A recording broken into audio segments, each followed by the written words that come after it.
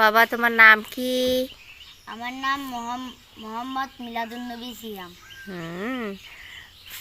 তোমার বাবার নাম কি? গোলাম রব্বানি। তোমার আম্মুর নাম কি? মুসাম্মদ শামিমা আক্তার আখি। হ্যাঁ, তুমি কোন ক্লাসে পড়ো বাবা? আমি করি কেজিতে। তাই? তোমার স্কুলের নাম কি বলো তো?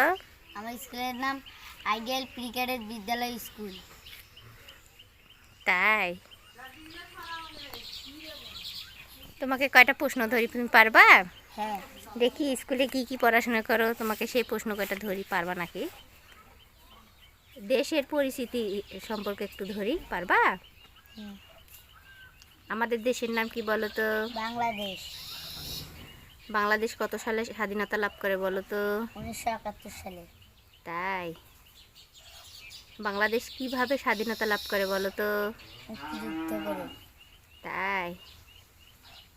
বাংলাদেশ কোন দেশ থেকে স্বাধীনতা লাভ করে? পাকিস্তান থেকে। হ্যাঁ। ও, ভালো তো। বাংলাদেশের রাষ্ট্রভাষা কি বলো তো? বাংলা। হুম।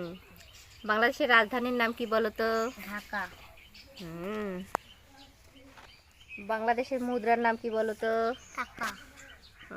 এত চুলকাচুলকি করো কেন? মাথা সুন্দরভাবে দাঁড়াতে পারো না?